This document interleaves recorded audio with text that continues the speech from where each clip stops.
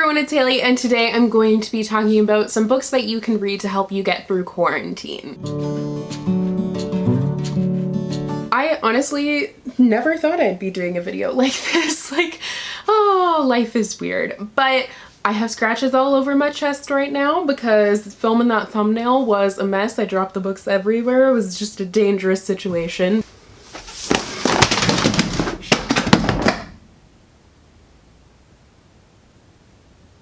But today I'm just going to be talking about some good books.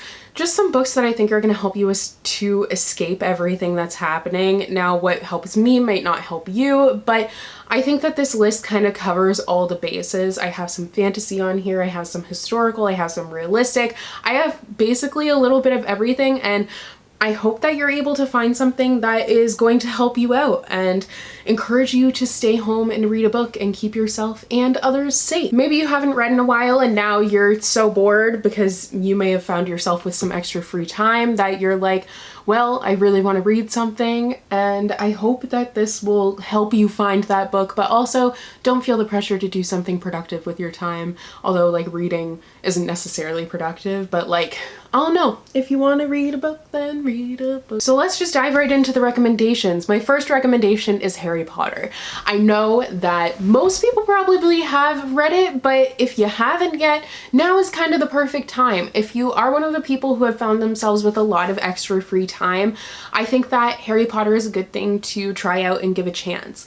Harry Potter is one of those books that completely transports me to a new world. I feel like I'm going to Hogwarts alongside the characters, and it just blows me away every single time. I actually have been kind of resisting the desire to continue my reread right now. Since I haven't really been reading new books, I don't want to reread something, but Order of the Phoenix is the next book that I have to reread, and I'm kind of like, I might pick it up. Even though it's a big book, it flies by because it feels like coming home again. There's just a feeling that I get whenever I read Harry Potter, and I don't necessarily have as much nostalgia attached to it as a lot of other people, but I still think that it is just a story that is so well written, so well crafted, that it will completely take you away from everything that's happening. Next is Illuminae by Amie Kaufman and Kristoff. This is a sci-fi story that I think will completely transport you to space.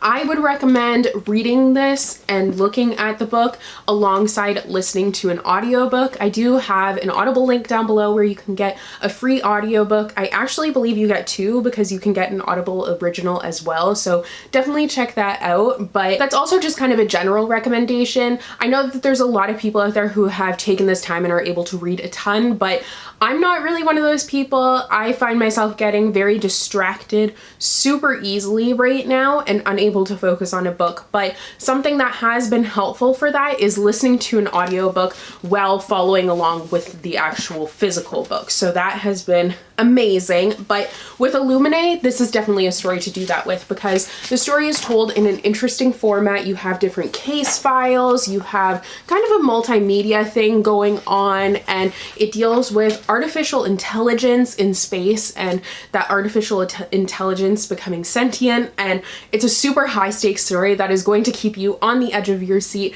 the entire time, and I think that it will probably blow you away.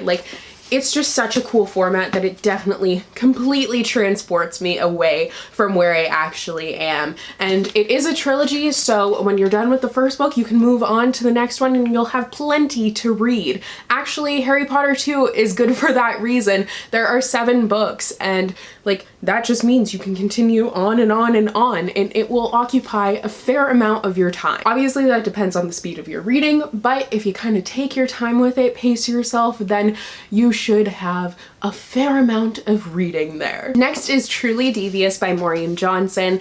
I think that this one will take you to the location of a remote mountain in Vermont at this really weird school. It's a very specialized boarding school where there's only 10 or so students that are invited to attend it, and it's a murder mystery that you're following. The main character is in modern day, and she has an obsession, a fascination with serial killers, and she has has come to this school, Ellingham Academy, to try and solve a cold case. So the story alternates between modern day as she is piecing together this case, and some things from it are resurfacing and starting to happen again, and it's partially set back in the 1900s or so when the school initially opened and the founder's daughter was murdered, and you're following that murder mystery as it unfolds. So that dual timeline completely hooked me in as I was trying to piece together the pieces of this murder mystery and figure out what's happening in modern day,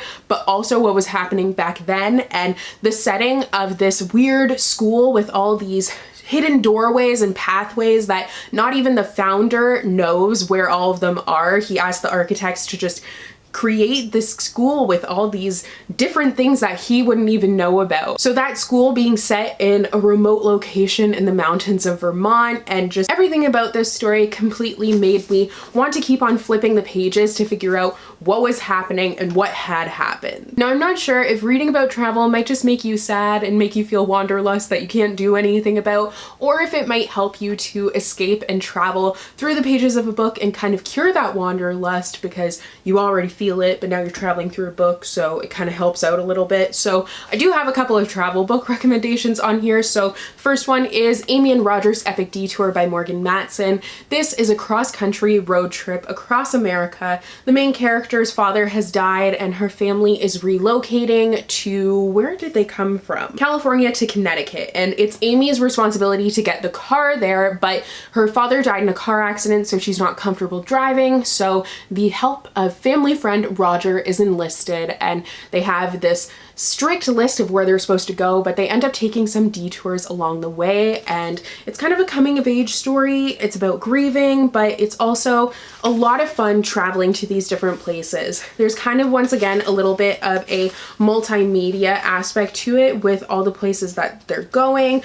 You have like different receipts in there, there's playlists as well, and all of that just kind of combines to make you feel like you are on this road trip with them, and it is a lot of fun. And there's also a romantic element to the story that definitely hooked me in. I'll get a couple of other travel books out of the way here. So the next one is The Unhoneymooners by Christina Lauren. This is an adult romance. I find adult romance is very helpful for escapism because I become so absorbed in the romance and how wholesome it is and just wanting these two characters to be together that it definitely takes my mind off of anything else that's happening. And they're also quick and easy reads if you are having trouble with reading right now. So The Unhoneymooners is set in Hawaii, which is also fun. You can escape to a tropical island, but you follow these two characters. It's an enemies to lovers story. The main character's sister has just gotten married. Her sister is super lucky. She has won basically everything for their entire wedding, including the honeymoon.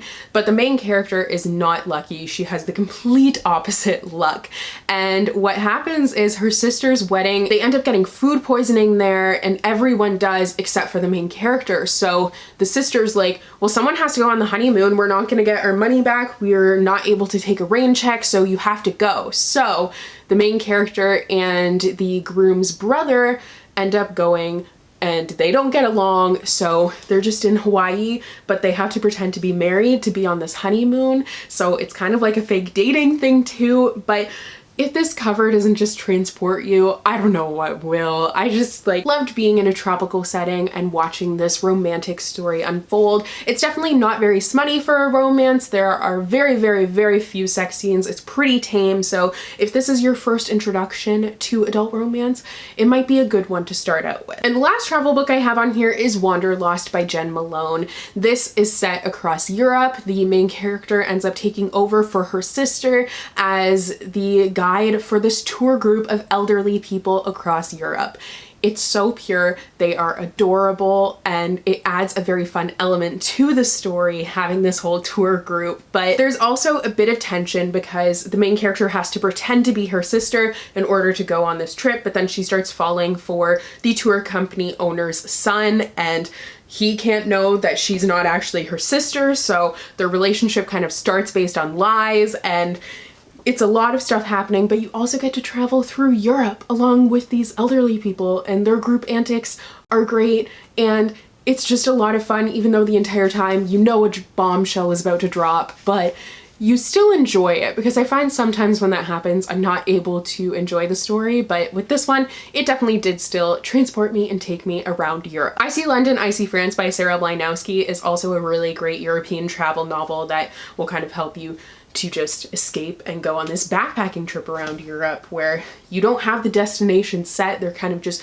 rolling with the punches, which I found to be a lot of fun. Next is The Hazelwood by Melissa Albert. This follows Alice, and Alice's grandmother was the writer of this classic book of fairy tales that has a very small but devoted following. There are these dark, twisted, sort of creepy fairy tales, and her grandmother ends up dying and her mother ends up going missing. So she goes on this journey to her grandmother's estate that she was never allowed to go to because she was never allowed to have any interaction with her grandmother, and she's just kind of looking for answers and trying to find her mother along the way. This is a super atmospheric story. I feel like it's best read when it's like raining outside. There's something about it that just feels gloomy, and I think it is the dark fairy tale surrounding it. I think it's just going to be a duology, I'm not too sure, but I read the second book recently and both of them are so good, and the fairy tales definitely took me by surprise and kept me interested in the entire story. And there's also the mystery aspect going on, which I think is something that will make you want to keep on reading. Next is Heartless by Marissa Meyer, because I feel like I would be remiss to talk about books that will help you to escape without mentioning Wonderland. This is an Alice in Wonderland retelling where you follow the Queen of Hearts, Kath, before she's actually the Queen of Hearts. So you're figuring out how she became that iconic villain, but you're also in Wonderland, and I think that it is a great version of Wonderland that stays very true to the original while adding a little bit of a twist to it. And Kath is trying to start this bakery. It's just everything that I want to be transported to is honestly what Wonderland is. But I feel like this is kind of a Wonderland that I like more than the original in terms of one that I would want to escape into, because it's a little bit less scary. Because in Alice in Wonderland, everything goes wrong for Alice and it's completely rejecting her, whereas Kath isn't really competing with the landscape in this a little bit, so I think you are able to explore it some more. And Wonderland is a beautiful place and definitely somewhere that I would like to escape to. Speaking of worlds to escape to, next is Sorcery of Thorns by Margaret Rogerson. If you are a book lover, this is definitely a world that you would like to go to, because it is a fantasy world completely based on libraries and books.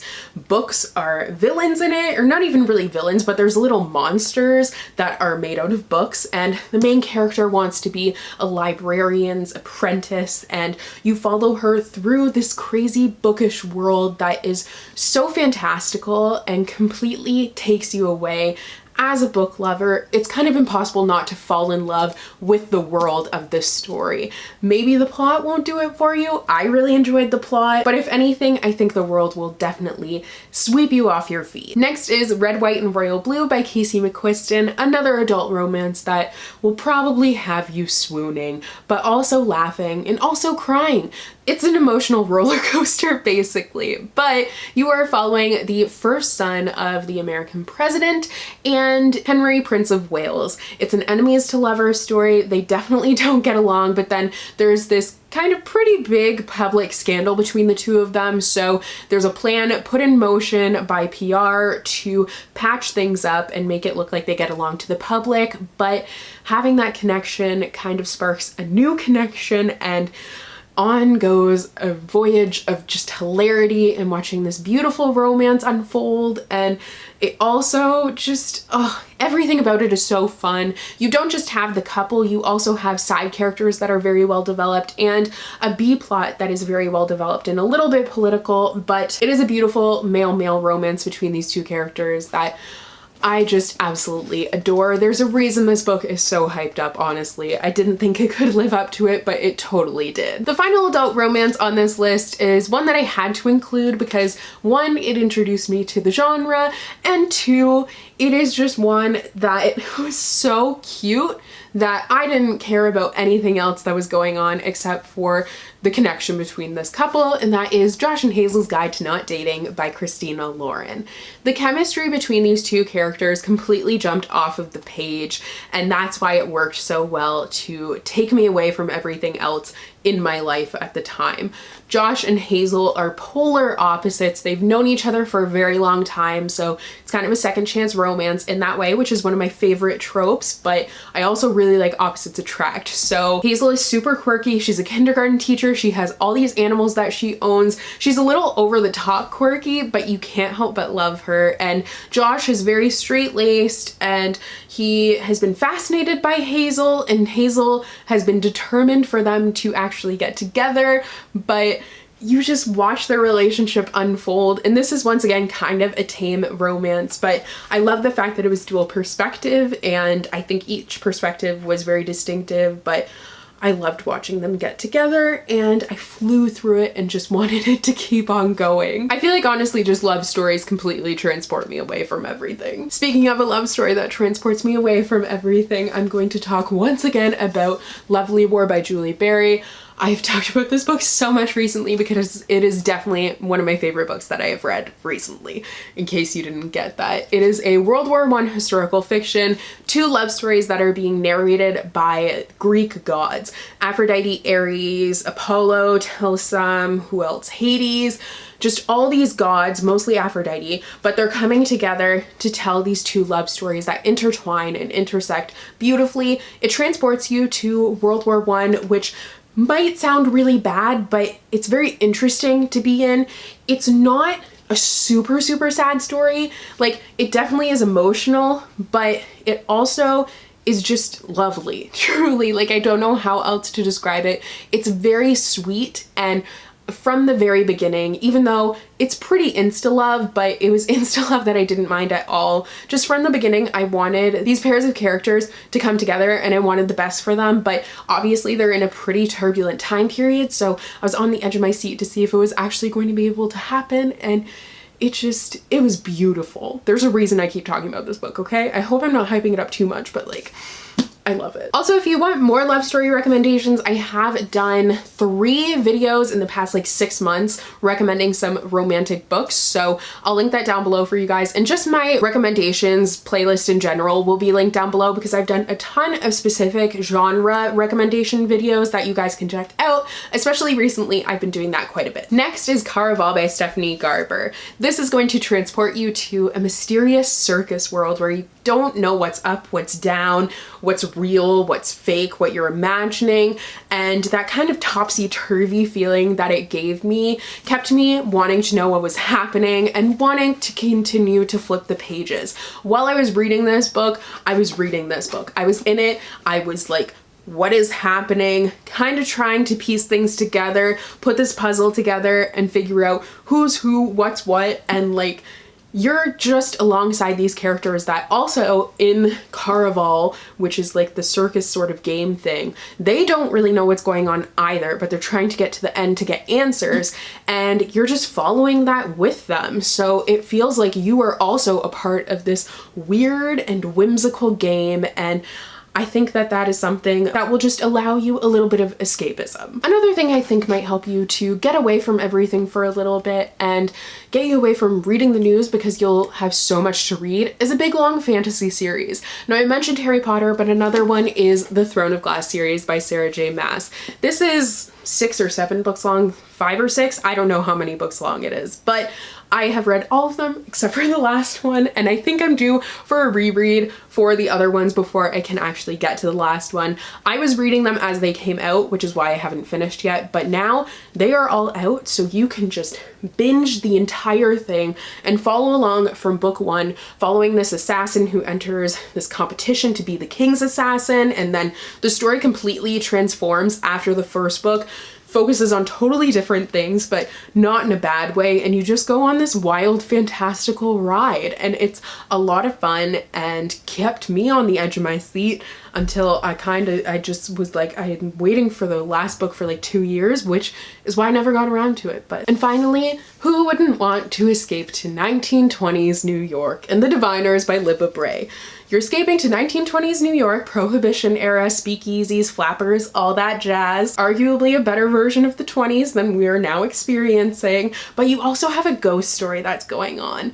Now, I'm not one for ghost stories. I'm very easily startled, but this is one that I totally love because it's so well written and the characters are ones that I am super intrigued by. There's a number of characters and they're all very well developed, and you're following them as they're piecing together a mystery again. I feel like mysteries just kind of pull you in and help you to feel like you're participating in the story, which for me keeps my brain engaged and keeps my mind from wandering to other things. Kind of like playing a video game, I guess. I don't know if that actually makes sense, but that's definitely something you get to do over the course of this series. There are 4 books, all of them are like this big, so they're definitely chunky and will take up a fair amount of your time, but I think you'll have a lot of fun reading them. So those are all of my recommendations for books that might help you to get through quarantine. I hope you guys are doing okay. Remember to be patient with yourself if you're not in the mood for reading right now.